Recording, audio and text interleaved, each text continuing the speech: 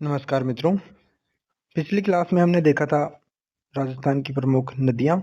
उसके अंदर हमने देखा था बंगाल की अरब सागर की तरफ प्रवाहित होने वाली नदियाँ। फिर हमने देखा था अंतः प्रवाह क्षेत्र की नदियाँ या अंतः प्रवाही नदियाँ राजस्थान की। और आज हम देखेंगे बंगाल की खाड़ी की नदियाँ, जो कि राजस्थान से अपना जल बंगाल की खाड़ी की तरफ प्रवाहित करती है। चलो बिना देरी के स्टार्ट करते हैं। बंगाल की खाड़ी की प्रमुख नदियाँ। तो बंगाल की खाड़ी की प्रमुख नदियाँ कौन कौन सी है राजस्थान में? तो पहली है चंबल, दूसरी है बनास, तीसरी बेड़च और चौथी है गंभीर। ये मुख्यतः जो बंगाल की खाड़ी में अपना जल डालती है वे नदियाँ हैं। अब हमारी पहली नदी आ जाती है चंबल नदी। चंबल नदी का उद्गम जाना पाव पहाड़ी, इंदौर, विंध्याचल पर्वत, मध्य प्रदेश से इसका उद्गम होता है। कहाँ से होता है चंबल नदी का उद्गम? जाना पाव पहाड़ी, विंध्याचल पर्वतमाला की मध्य प्रदेश से इसका उद्गम होता है। संगम या इसका समागम कहाँ होता है? तो इसका संगम यमुना नदी के अंदर इटावा, उत्तर प्रदेश में इसका संगम होता है। यहाँ पर ये यमुना नदी में जाकर मिल जाती है। चंबल नदी की कुल लंबाई कितनी है? तो 1051 किलोमीटर।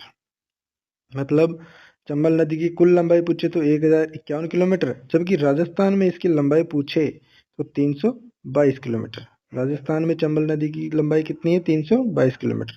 अगर ये तो है नए डाटे, पुराने डाटों के अनुसार पूछे तो राजस्थान की वो चंबल नदी की कुल लंबाई 966 बता रखी है, जबकि राजस्थान में इसकी लंबाई 135 बता रखी है। पुराने डाटा है, जबकि हमारे को नए डाटा के अनुसार पूछना है। जैसा क्वेश्चन पूछे वैसा ही हमें आंसर देना है। अब देखते हैं इसका अपवाद क्षेत्र। चंबल नदी का अपवाद क्षेत्र कहाँ कहाँ पर है? अपवाद क्षेत्र तो ये चित्तौड़गढ़ में मतलब चंबल नदी राजस्थान में प्रवेश कहाँ से करती है? तो 84गढ़ चित्तौड़गढ़ के पास से ये राजस्थान में प्रवेश करती है। इसका अपवाद क्षेत्र कौन कौन से जिलों में है?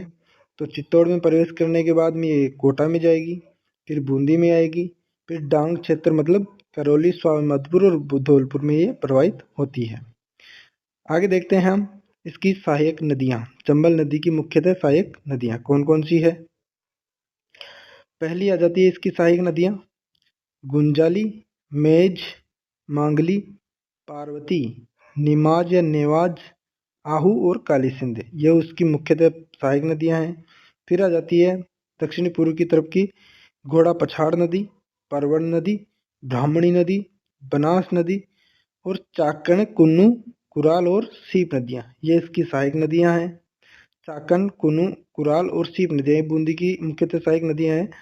छोटी छोटी नदियाँ हैं जो चंबल नदी में अपना जल डालती है। अब देखते हैं आगे सामेला क्या है।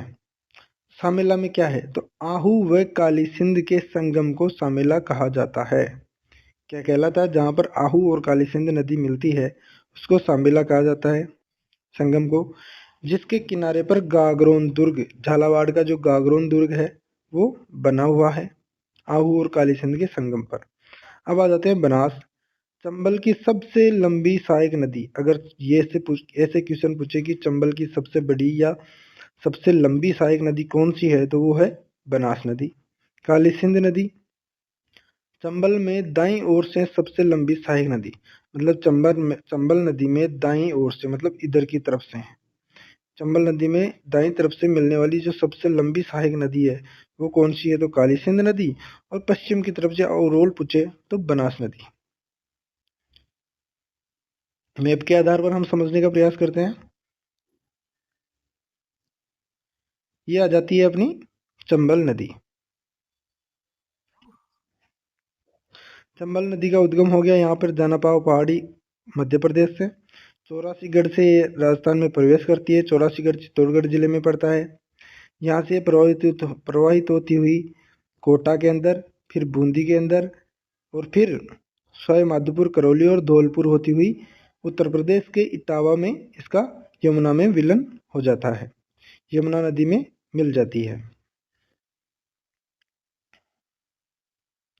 आगे देखते हैं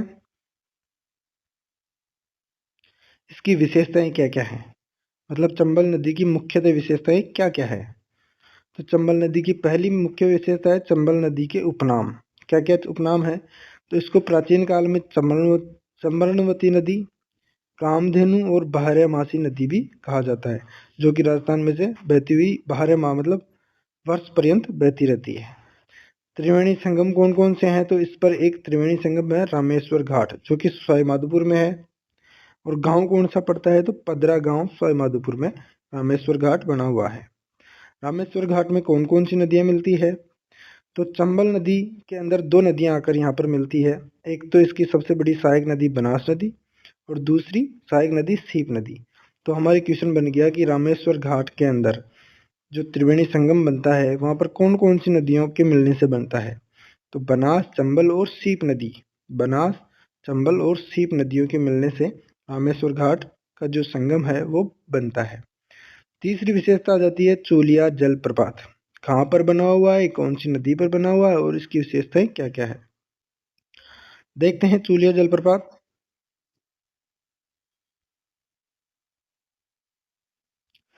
यह भैंसरोडगढ़ चित्तौड़गढ़ में स्थित है। कौन सी नदी पर है चूलिया जलप्रपात? चंबल नदी में है, भैंसरोडगढ़ चित्तौड़गढ़ में स्थित है। विशेषता क्या है?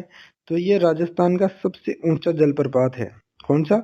चूलिया जलप्रपात राजस्थान का सबसे ऊंचा जलप्रपात है, जिसकी ऊंचाई 18 मीटर है। नोट क्या है? तो कुचिकरण जलप्रपात, एक जलप्रपात आ गया कुचिकरण जलप्रपात। ये कौन सा है? तो भारत का सबसे ऊंचा जलप्रपात जो वराही नदी पर कर्नाटक में स्थित है। अब आ गया राजस्थान का सबसे ऊंचा जलप्रपात कौन सा आ गया? चूलिया जलप्रपात, जो कि चंबल नदी पर भैंसरोडगढ़ चित्तौड़गढ़ में स्थित है। दूसरा मुख्य कारण ऐसे आ गया, जैसे हम देखते हैं भारत का सबसे ऊंचा जलप्रपात कौन सा है? तो भारत का सबसे ऊंचा जलप्रपात है कुचिकरण जलप्रपात। कौन सा जलप्रपात? कुचिकरण जलप्रपात। ये भारत का सबसे ऊंचा जलप्रपात है, जो कौन सी नदी पर बना हुआ है? तो वाराही नदी पर कर्नाटक में ये स्थित है। कर्नाटक में वाराही नदी पर कुचिकरण जलप्रपात भारत का सबसे ऊंचा जलप्रपात है और इसकी ऊंचाई कितनी है? तो 455 मीटर इसकी ऊंचाई है। राजस्थान के सबसे ऊंचे जलप्रपात की ऊंचाई पूछे तो 18 मीटर और भारत के की पूछे तो 455 मीटर है। चौथा मुख्य तथ्य यह आ जाता है कि हैंगिंग ब्रिज क्या है या कहाँ पर स्थित है? यह कोटा में चंबल नदी पर स्थित है। कहाँ पर स्थित है? कोटा में। कौन सी नदी पर स्थित है? चंबल नदी में स्थित है। जो राजस्थान का एकमात्र हैंगिंग ब्रिज है, राजस्थान का एकमात्र हैंगिंग ब्रिज कौन सा है? कोटा नदी पर, चंबल नदी पर बना हुआ है। इसकी लंबाई कितनी है? तो 1.5 किलोमीटर या 1.5 किलोमीटर इसकी लंबाई है। और ये इससे कौन सा NH या कौन सा हाईवे गुजरता है? तो ये इससे हैंगिंग ब्रिज से NH 27 गुजरता है, जो कि पश्चिम से पूर्व होता हुआ चित्तौड़गढ़ से होता हुआ गुजरता है। चंबल अंतरराज्यीय सीमा पर बहने वाली सबसे लंबी नदी है। मतलब दो राज्यों की जो सीमा है उस पर बहने वाली जो सबसे लंबी नदी है वो है राजस्थान और मध्य प्रदेश की सीमा पर बहती है और ये यहाँ की सबसे लंबी नदी है।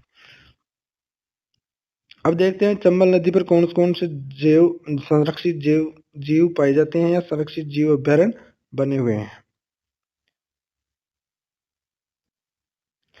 चंबल में संरक्षित जीव 3 जीव संरक्षित जीव है चंबल में। कौन कौन से? पहला तो आ जाता है हमारी घड़ियाल, दूसरा आ जाता है गांगेय पाया जाता है और उदबिलाव पाया जाता है। हमारी जो चंबल नदी पर संरक्षित जीव हैं वो कौन कौन से पाए जाते हैं? एक तो घड़ियाल, दूसरा गांगेय और तीसरा है उदबिलाव। ये चंबल नदी पर पाए जाते हैं। सातवां है चंबल के अवनालिका अपर्दन द्वारा उत्खात भूमि मतलब बेडलैंड का निर्माण होता है। जो चंबल नदी है वो उत्खात भूमि का निर्माण करती है और किससे होता है? तो ये अपर्दन से होता है। उत्खात भूमि का निर्माण किससे होता है? अपर्दन के द्वारा होता है और उसको इंग्लिश में बेडलैंड भी कहा जाता है, जिसे बीहड़ या डांग कहा जाता है। जिसे क्या कहते हैं हमारे राजस्थान में? बेडलैंड या उत्खात भूमि को बीहड़ या डांग कहा जाता है। इसका विस्तार कहाँ कहाँ पर है? इसका विस्तार राजस्थान में करौली, सवाईमाधोपुर और धौलपुर डांग क्षेत्र में इसका विस्तार मुख्यतः पाया जाता है। किसका? उत्खात भूमि और बेडलैंड का। आठवां तथ्य है चंबल की बांध परियोजनाएं। चंबल नदी की कौन कौन सी बांध परियोजनाएं हैं? तो राजस्थान और मध्य प्रदेश के सहयोग से चंबल नदी पर 3 चरणों में 4 बांधों का निर्माण किया गया है। कितने चरणों में किया गया है? 3 चरणों में 4 बांधों का निर्माण किया गया है चंबल नदी पर टोटल। देखते हैं कौन कौन से बांध बने हुए हैं और कौन कौन से चरण में इसका विकास हुआ है बांधों का। तो बांध परियोजना, चंबल नदी पर बांध परियोजना, इसके 3 चरणों में इस बांधों का निर्माण हुआ है। पहला चरण, दूसरा चरण और तीसरा चरण। पहले चरण में 2 बांध बने थे। पहला तो था गांधी सागर जो कि मंदसौर मध्य प्रदेश में बना हुआ है, और दूसरा था कोटा का कोटा बैराज। ये पहले चरण में विकसित हुए। दूसरे चरण में राणा प्रताप सागर बांध है जो चित्तौड़गढ़ में है, इसका विकास दूसरे चरण में हुआ। और तीसरे चरण में जवाहर सागर या कोटा बांध का निर्माण कोटा बूंदी में हुआ। पहले चरण में गांधी सागर और कोटा बैराज का, दूसरे चरण में राणा प्रताप सागर का, और तीसरे चरण में जवाहर सागर और कोटा बांध का निर्माण हुआ। गांधी सागर मध्य प्रदेश में है, कोटा बैराज कोटा में है, राणा प्रताप सागर बांध चित्तौड़गढ़ में है, और जवाहर सागर या कोटा बांध कोटा में स्थित है। आगे देखते हैं।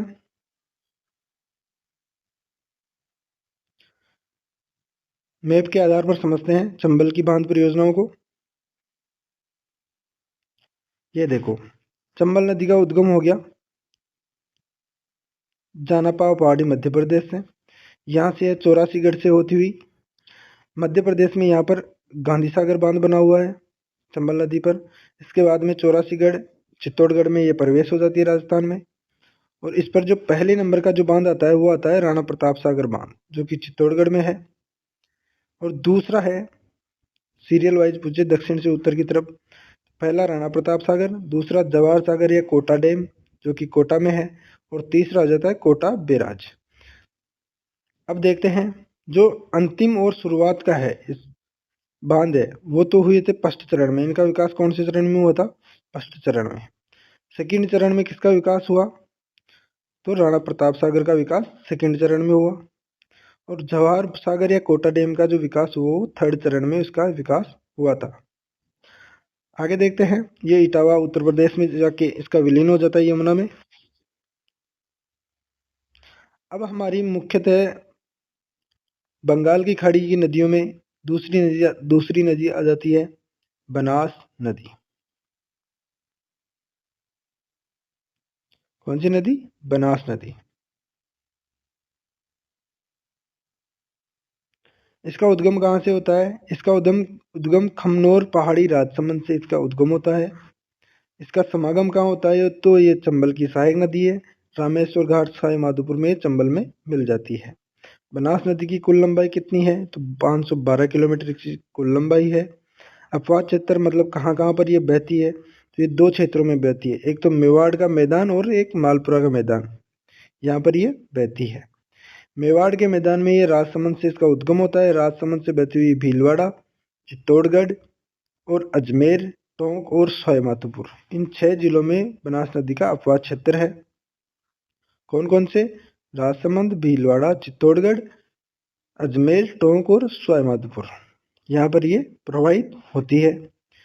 बनास नदी की मुख्यतः सहायक नदियाँ कौन कौन सी है? तो इसकी पहली सहायक नदी है कालीसील, डाई, मानसी, बांडी, मोरेल, मेनाल, आयड़, कोठारी और खारी, ये इसकी मुख्यतः सहायक नदियाँ हैं। कौन कौन सी है? काली सिंध, डाई, मासी, बांडी, मोरेल, मेनाल, आयड़, कोठारी और खारी, यह है बनास की मुख्यतः सहायक नदियाँ हैं। खारी नदी बनास नदी की सबसे लंबी सहायक नदी है।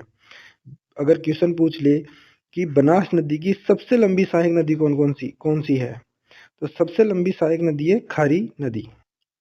जबकि ऐसे क्वेश्चन पूछ ले कि दाईं ओर से बनास में मिलने वाली सबसे लंबी सहायक नदी कौन सी है, बाईं ओर से तो खारी नदी हो गई, लेकिन दाईं ओर से मिलने वाली सबसे लंबी सहायक नदी कौन सी हो गई? तो बेडस नदी। हमने अभी देखा था चंबल नदी में दाईं ओर से मिलने वाली सबसे लंबी नदी कौन सी थी? काली सिंध नदी। और पश्चिम की तरफ से बनास नदी मिलती थी।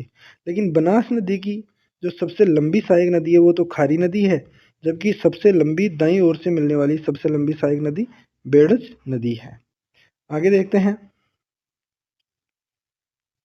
मैप के आधार पर देखते हैं कौन सी नदी का समागम कहाँ पर होता है। तो ये है हमारी चंबल नदी है। हमने चंबल नदी देख ली। अब देखते हैं बनास नदी। बनास नदी का उद्गम होता है खमनोर की पहाड़ियों से। खमनोर की पहाड़ियों से इसका उद्गम हो गया यहाँ से।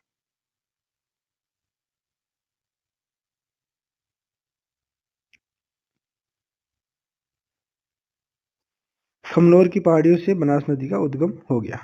यहाँ से बहती हुई ये आगे चलती है और मेलाल भीलवाड़ा नामक स्थान पर इसमें दो नदियां आकर मिलती है। एक तो भीलवाड़ा की मेनाल नदी और दूसरी है गोगुंदा हिल्स से एक नदी निकलती है, बेड़च नदी। बेड़च मेनाल नदियां अपना जल बनास नदी में मेनाल नामक स्थान पर डालती है। ये दाईं ओर से मिलने वाली नदियां हैं। और पश्चिम की तरफ से कौन कौन सी नदियां मिलती हैं, तो दिवेर हिल से एक कोठारी नदी है, इसकी सहायक नदी ये मिलती है एक नंबर पर। दूसरे नंबर पर बिजराल की पहाड़ियों से खारी नदी, जो कि सबसे लंबी इसकी सहायक नदी है, खारी नदी है। ये बिजराल की पहाड़ियां राजसमंद से इसका उद्गम होता है और ये अजमेर के अंदर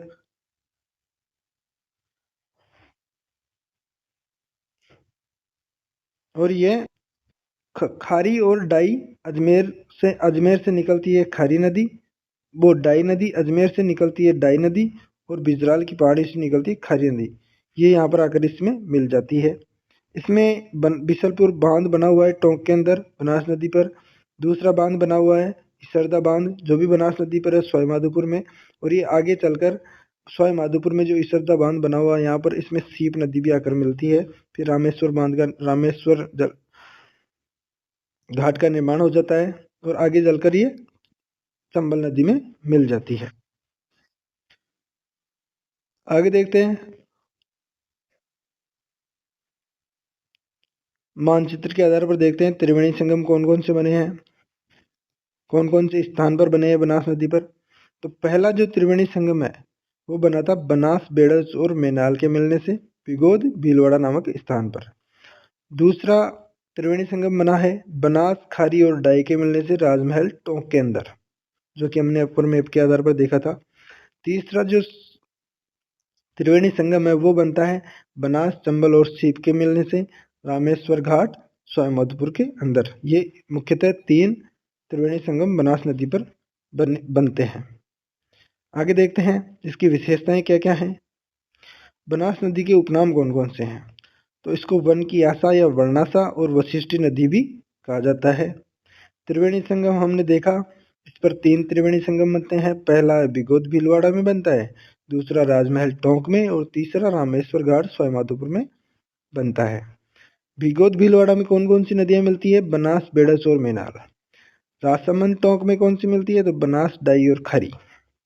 जबकि रामेश्वर घाट में कौन कौन सी नदियां मिलती है, तो बनास चंबल और सीप नदियों के मिलने से रामेश्वर घाट का निर्माण होता है। बनास राजस्थान में सर्वाधिक त्रिवेणी बनाने वाली नदी है। अगर क्वेश्चन पूछ ले कि राजस्थान वह कौन सी नदी है जो सर्वाधिक त्रिवेणी संगम बनाती है, राजस्थान की नदी है कौन सी है, तो वो बनास नदी है। एकमात्र बनास नदी है जो राजस्थान में सर्वाधिक त्रिवेणी संगम बनाती है। आगे देखते हैं बनास। तो बनास है राजस्थान में सर्वाधिक प्रदूषित नदी कौन सी मानी जाती है, तो सर्वाधिक जो प्रदूषित नदी है वो भी बनास नदी को ही कहा जाता है या मानी जाती है। केवल या पूर्णतः राजस्थान में बहने वाली सबसे लंबी नदी कौन सी है, मतलब या तो केवल राजस्थान में या पूर्णतः मतलब ओनली राजस्थान में ही बहेगी, बाहर किसी राज्य में दूसरे राज्य में जाके नहीं मिलेगी। तो केवल या पूर्णतः राजस्थान में बहने वाली सबसे लंबी नदी भी कौन सी है, तो बनास नदी है। नोट क्या है, चंबल राजस्थान की सबसे लंबी नदी है। अगर क्वेश्चन पूछ ले कि राजस्थान की सबसे लंबी कौन सी नदी है, तो चंबल नदी है। जबकि क्वेश्चन ऐसे पूछ ले कि राजस्थान में या राजस्थान में पूर्णतः बहने वाली सबसे लंबी नदी कौन सी है, तो वो आ जाएगी बनास नदी। अब इस पर बांध परियोजनाएं देख लेते हैं कौन कौन सी बांध बने हुए हैं बनास नदी पर। तो इसमें पहला बांध आ जाता है बिसलपुर बांध, जो कि टोंक में बना हुआ है। दूसरा बांध आ जाता है इसरदा बांध, सवाई माधोपुर में बना हुआ है। मोरेल बांध दौसा में मोरेल नदी पर बना हुआ है। मेजा बांध भीलवाड़ा में कोठारी नदी पर बना हुआ है। मेजा बांध कहाँ पर है, भीलवाड़ा में है। और कौन सी नदी पर बना हुआ है, कोठारी नदी पर। मोरेल बांध कहाँ पर है, दौसा में है, मोरेल नदी पर। यहाँ पर हम कंफ्यूज हो जाते हैं कि मोरेल और मेजा बांध का है। मेजा बांध भीलवाड़ा में कोठारी नदी पर और मोरेल बांध दौसा में मोरेल नदी पर बना हुआ है। अब हम पहले बांध की चर्चा कर लेते हैं, बिसलपुर बांध, जो कि टोंक में बनास नदी पर बना हुआ है। बिसलपुर राजस्थान की सबसे बड़ी पेयजल परियोजना है। जलापूर्ति कहाँ कहाँ पर की जाती है इसकी? तो बिशलपुर बांध से जो जलापूर्ति की जाती है वो है टोंक, अजमेर, जयपुर, नागौर, दौसा और सवाईमाधोपुर में बिशलपुर बांध से जलापूर्ति की जाती है। कौन कौन से 6 जिलों में जलापूर्ति की जाती है? टोंक में, अजमेर में, जयपुर में, नागौर में, दौसा में और सवाईमाधोपुर में जलापूर्ति की जाती है। बिशलपुर राजस्थान का सबसे बड़ा कंक्रीट बांध है। बिशलपुर कैसा बांध है? कंक्रीट बांध है और राजस्थान का सबसे बड़ा कंक्रीट बांध भी बिशलपुर बांध है। बिशलपुर राजस्थान के कंजर्वेशन रिजर्व में शामिल हो गया है। अब आगे देखते हैं नदी जोड़ो परियोजना। नदी जोड़ो परियोजना के तहत बिशलपुर बांध को चंबल नदी से जोड़ा जाएगा। जो नदी जोड़ो परियोजना है उसके आधार पर या उसके द्वारा बिशलपुर बांध को किस नदी से जोड़ा जाएगा? तो चंबल नदी से जोड़ा जाएगा। अमृत क्रांति क्या है? तो नदी जोड़ो परियोजनाओं से संबंधित है। जो अमृत क्रांति है वो नदी जोड़ो परियोजनाओं से संबंधित है। बिशलपुर के अतिरिक्त जल को ईसरदा बांध में छोड़ा जाता है। जो अगर बिशलपुर बांध फुल भर गया या अतिरिक्त जल आ गया इसमें, तो इसके बांध को कौन से बांध में छोड़ा जाता है? तो ईसरदा बांध जो कि सवाईमाधोपुर में है, वहां पर इसके जल को छोड़ा जाता है। बिशलपुर बांध पर रंगीन मछलियों का प्रजनन केंद्र स्थापित किया गया है। तो अगर किसी ने पूछ ले कि रंगीन मछलियों का प्रजनन केंद्र कहाँ पर स्थापित किया गया है, तो बिशलपुर बांध में स्थापित किया गया है। आगे देखते हैं, हमारी तीसरी नदी आ जाती है बेड़च या आयड़ नदी। कौन सी नदी? बेड़च या आयड़ नदी। इसका उद्गम गोगुंदा हिल्स उदयपुर से इसका उद्गम होता है। इसका संगम बनास, बिगोद, भीलवाड़ा में इसका संगम होता है। बिगोद नामक स्थान पर भीलवाड़ा में बनास नदी में आकर बेड़च नदी, आयड़ नदी मिल जाती है। अपवाह क्षेत्र कौन कौन से जिलों में है? तो उदयपुर, चित्तौड़गढ़ और भीलवाड़ा में इसका अपवाह क्षेत्र है। इसकी मुख्यतः सहायक नदी कौन सी है बेड़च की? तो गंभीर नदी इसकी मुख्यतः सहायक नदी है, जिसका उद्गम मध्य प्रदेश से होता है। गंभीर नदी का उद्गम कहाँ से होता है? मध्य प्रदेश से। मैप के आधार पर देखते हैं।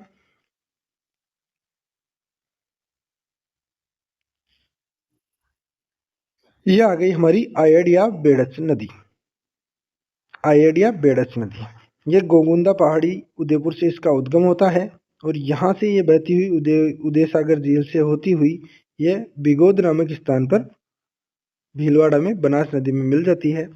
और आयड़ यहाँ उदयपुर से निकलने के बाद मध्य प्रदेश की जो गंभीर नदी है ये चित्तौड़गढ़ दुर्ग के पास में चित्तौड़गढ़ में आयड़ नदी में मिल जाती है। और आयड़ और बेड़च मिलकर आगे जाकर बिगोद भीलवाड़ा में बनास नदी में मिल जाती है। जो कि बनास नदी कहाँ से? बनास नदी का उद्गम खमनोर की पहाड़ी से होता है। इस प्रकार मैप के आधार पर हमने देखा। आगे देखते हैं, डिटेल में हम जानने का प्रयास करते हैं थ्योरी के रूप में। तो बेड़च नदी की विशेषताएं कौन कौन सी हैं? तो उदय सागर, आयड़ नदी उदय सागर झील में गिरने के बाद बेड़च कही जाती है। जो आयड़ नदी है वो बेड़च झील, उदय सागर झील, उदयपुर की उदय सागर झील में गिरने के बाद क्या नाम पड़ जाता है इसका, या क्या कहा जाता है इसको? आयड़ नदी को बेड़च नदी कहा जाता है। चित्तौड़गढ़ दुर्ग में बेड़च व गंभीरी नदी के किनारे स्थित है। जो चित्तौड़गढ़ दुर्ग है हमारा चित्तौड़गढ़ में स्थित है। चित्तौड़गढ़ दुर्ग कौन कौन सी नदियों के तट पर है? तो ये बेड़च और गंभीरी नदियों के किनारे पर स्थित है। बेड़च बनास में दाईं ओर से मिलने वाली सहायक नदी है। हमने देखा था पहले भी कि जो बेड़च नदी है वो बनास में दाईं ओर से मिलने वाली सबसे लंबी सहायक नदी है। दूसरी आ जाती है इसकी सहायक नदी या मुख्य नदी गंभीर नदी। एक तो है गंभीरी नदी। गंभीरी नदी किसकी सहायक नदी है? आयड़ या बेड़च नदी की। जबकि दूसरी आ जाती है गंभीरी नदी। गंभीरी नदी किसकी सहायक नदी है? तो बेड़च नदी की सहायक नदी है। और मुख्यतः दूसरी नदी है गंभीर नदी। गंभीर नदी का उद्गम कहाँ से होता है? तो सपोट्रा तहसील करौली से इसका उद्गम होता है और यमुना नदी में ये मिल जाती है। कहाँ पर? मैनपुरी उत्तर प्रदेश में यमुना नदी में गंभीर नदी में मिल जाती है।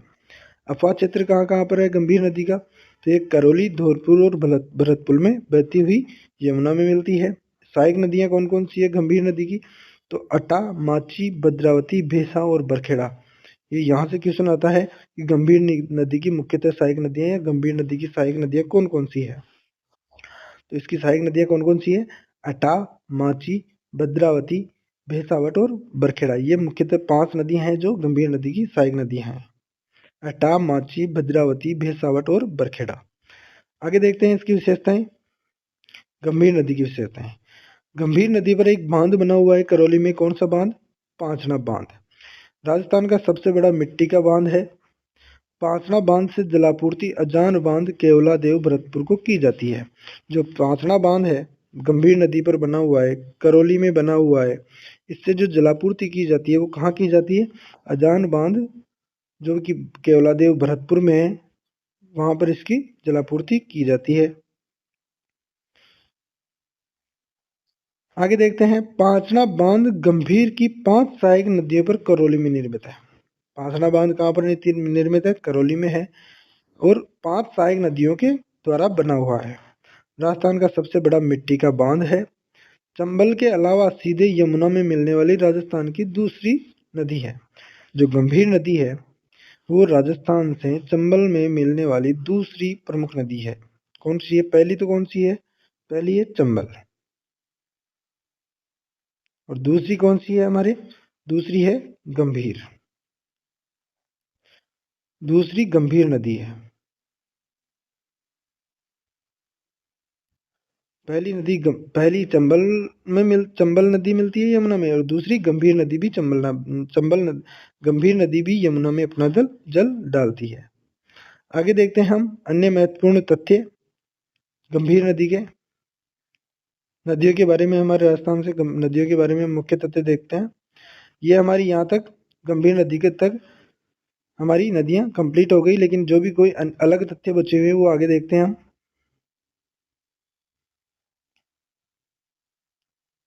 बीकानेर और चूरू। बीकानेर और चूरू राजस्थान के वे जिले जहाँ कोई नदियाँ नहीं है। राजस्थान के एकमात्र 2 जिले हैं जहाँ पर कोई नदी प्रवाहित नहीं होती है। कौन कौन से जिले हैं? तो बीकानेर और चूरू में कोई भी नदी अपना जल या कोई भी नदी नहीं बहती है। चित्तौड़गढ़ कौन सा है? तो चित्तौड़गढ़ जिले में अधिकतम नदियां हैं। अधिकतम नदियां कौन से जिले में है? चित्तौड़गढ़ में। कोटा संभाग, इस संभाग में सर्वाधिक नदियां कोटा संभाग में है। सर्वाधिक नदियां चित्तौड़गढ़ जिले में है और चूरू और बीकानेर में कोई नदी नहीं है। बीकानेर संभाग, इस संभाग में राजस्थान की न्यूनतम नदियां हैं। अगर ऐसे पूछ ले संभाग स्तर पर कि कौन से संभाग में न्यूनतम नदियां हैं, तो बीकानेर संभाग में राजस्थान में न्यूनतम नदियां हैं। लंबाई के लिए प्रसिद्ध है, सर्वाधिक लंबाई। आगे देखते हैं उत्तर में सर्वाधिक लंबाई कौन कौन सी है। तो उत्तरी राजस्थान की सबसे लंबी नदी कौन सी है? घग्गर नदी है। उत्तरी राजस्थान की सबसे लंबी घग्गर नदी है। मरुस्थलीय क्षेत्र या पश्चिमी राजस्थान की सबसे लंबी नदी कौन सी है? तो लूनी नदी है। दक्षिणी राजस्थान या आदिवासी क्षेत्र की सबसे लंबी नदी माही नदी है। पूर्वी राजस्थान की सबसे लंबी नदी चंबल नदी है। केवल या पूर्णतः राजस्थान की सबसे लंबी नदी बनास नदी है। अब लंबाई के अनुसार आरोही क्रम देख लेते हैं राजस्थान में नदियों का। लंबाई के अनुसार सबसे लंबी नदी कौन सी है? चंबल नदी है, 1051 किलोमीटर इसकी लंबाई है। दूसरी सबसे लंबी नदी आ जाती है माही नदी, 576 किलोमीटर है। तीसरी आ जाती है बनास नदी, 512 किलोमीटर इसकी लंबाई है। और चौथी आ जाती है लूनी नदी, जिसकी लंबाई 495 किलोमीटर है। क्रम के अनुसार पूछे तो पहले चंबल, फिर माही, फिर बनास और फिर लूनी नदी। ये इसका क्रम के अनुसार अवरोही क्रम है, घटते हुए। अपवाह क्षेत्र के अनुसार नदियों का क्रम अवरोही क्रम है, अपवाह क्षेत्र के अनुसार। तो सबसे लंबा अपवाह क्षेत्र किसका है? सबसे ज्यादा अपवाह क्षेत्र तो बनास नदी का सबसे ज्यादा अपवाह क्षेत्र है, 45,833 वर्ग किलोमीटर। दूसरे स्थान पर आ जाती है लूनी नदी, जिसका अपवाह क्षेत्र है 37,363 वर्ग किलोमीटर। 3 नंबर पर आ जाती है चंबल नदी, इसका अपवाह क्षेत्र 31,360 किलोमीटर है। कितना है? 31,360। चौथी नदी आ जाती है माही नदी, इसका अपवाह क्षेत्र है 16,985 वर्ग किलोमीटर। तो अब अपवाह क्षेत्र के अनुसार पूछे तो पहले नंबर पर बनास, दूसरे नंबर पर लूनी, तीसरे नंबर पर चंबल और चौथे नंबर पर माही नदी है। यह क्रम हमारे को अच्छे तरीके से याद करना है। आगे देखते हैं। राजस्थान में मुख्य नदी बेसिन और उप बेसिन कितने हैं या क्या है? तो कुल प्रमुख नदी बेसिन 15 है राजस्थान में। राजस्थान के शेष क्षेत्र के आउटसाइड बेसिन के रूप में परिभाषित किया गया है। राजस्थान में कुल नदी बेसिन है कितने हैं, तो 15 कुल नदी बेसिन है। उप बेसिनों की संख्या 58 है। कुल बेसिन पूछ ले मुख्यतः तो 15 और उप बेसिन पूछ ले तो 58 उप बेसिन है। अब देखते हैं कौन सी नदी पर कितने उप बेसिन है। तो चंबल नदी पर 12 उप बेसिन है, बनास नदी पर 10 उप बेसिन है, चंबल नदी पर 7 उप बेसिन है और माही नदी पर 6 उप बेसिन बने हुए हैं। राजस्थान की प्रमुख मुख्य और सहायक नदियाँ। राजस्थान की प्रमुख मुख्य और सहायक नदियाँ कौन कौन सी है। तो पहली है हमारी सागी और साबी, ये हमारे को कंफ्यूज करती है, साबी और सागी। साबी अंतःप्रवाह की नदियां हैं, जबकि साबी तो है अंतःप्रवाह की नदी जिसका उद्गम जयपुर से होता है, और सागी नदी है जिसकी जो लोनी की सहायक नदी है। दूसरी आ जाती है मोरेन और मोरेल। जो मोरेन है ये माही की सहायक नदी है, जबकि जो मोरेल है ये बनास की सहायक नदी है। मोरेन कहाँ किसकी सहायक नदी है, तो माही नदी की सहायक नदी है मोरेन, और मोरेल है बनास नदी की सहायक नदी जो भीलवाड़ा में है। पार्वती नदी और एक है पार्वती नदी। पार्वती नदी चंबल नदी की सहायक नदी है, जबकि पार्वती नदी गंभीर नदी की सहायक नदी है धौलपुर की। पार्वती नदी गंभीर नदी की और पार्वती नदी चंबल नदी की सहायक नदी है। दूसरी आ जाती नीचे गंभीर और गंभीरी नदी। गंभीर नदी यमुना की सहायक नदी है, जबकि गंभीरी बेड़ज की सहायक नदी है। आगे देखते हैं कांतड़ी। कांतड़ी नदी तोरावटी की नदी है, जबकि कांकणी और कांकणे नदी जैसलमेर की मसूरदी नदी है। सूकड़ी नदी लूनी की सहायक नदी है, जबकि सूकली पश्चिम बनास की सहायक नदी है। सूकड़ी सूकड़ी तो लूनी नदी की सहायक नदी है और सूकली पश्चिम बनास की सहायक नदी है। बनास बनास बंगाल की खाड़ी की नदी है, जबकि पश्चिम बनास अरब सागर की तरफ या अरब सागर की नदी है। दूसरा आ जाता है हमारे काली सिंध और काली सील। काली सिंध नदी चंबल नदी की सहायक नदी है, जबकि काली सील नदी बनास नदी की सहायक नदी। ये हमारे यहाँ पर जो तथ्य दिए गए हैं वो ये कंफ्यूज करने वाले हैं, इनको ध्यान से देख लेना और बार बार रिवीजन कर लेना। यहीं से मुख्यतः क्वेश्चन पूछता है और यहीं पर हम शब्दों के अंदर कंफ्यूज हो जाते हैं। आगे देखते हैं मासी नदी। मासी ऊपर ऊपर बिंदी लगी हुई है मासी। मासी बनास की सहायक नदी है, जबकि मानसी वाकल या साबरमती की सहायक नदी है। मानसी किसकी नदी है, वाकल की, और ये वाकल किसकी सहायक नदी है, साबरमती की सहायक नदी है। दूसरा आ जाता है रूपारेल। रूपारेल अलवर और भरतपुर में प्रवाहित होने वाली नदी है, जबकि रूपनगढ़ नदी अजमेर में सांभर में मिलती है। अब आ जाती है बांडी नदी। बांडी नदी का उद्गम पाली में होता है और ये लूनी की सहायक नदी है, जबकि बांडी नदी एक और है जिसका उद्गम अजमेर से होता है और यह बनास नदी में अपना जल डालती है। दूसरी आ जाती है खारी। खारी नाम की हमारे यहाँ पर 3 नदियां हैं। पहली खारी नदी है जिसका उद्गम शेरगांव पहाड़ी छिरोए से होता है और लूनी की सहायक नदी है। दूसरी खारी नदी है नागौर की जो सांबर में मिलती है, और तीसरी खारी नदी बिजराल की पहाड़ी राजसमंद से जो कि बनास नदी में मिलती है। आगे देखते हैं चंबल। जो सीप नदी है, 2 नदियां हैं हमारे यहाँ पर, सीप और सीपू नदी। सीप नदी चंबल की सहायक नदी है, जबकि सीपू नदी पश्चिम बनास की सहायक नदी है। राजस्थान राज्य की जल नीति 18 फरवरी 2010 को जारी की गई थी। राजस्थान की जो जल नीति है राजस्थान राज्य की, ये कब जारी की गई थी, तो ये 18 फरवरी 2010 में जारी की गई थी। कब की गई थी, 2010 में। 18 फरवरी 2010 को राजस्थान की जल नीति जारी की गई थी। आगे देखते हैं। आज की क्लास के लिए इतना ही काफी है। अगली क्लास में देखेंगे हम राजस्थान की प्रमुख झीलें, खारे पानी की झीलें और मीठे पानी की झीलें, कौन सी झील कहाँ पर स्थित है। आज के लिए इतना ही। अगर क्लास अच्छी लगी हो तो लाइक और शेयर और सब्सक्राइबर जरूर करें। धन्यवाद।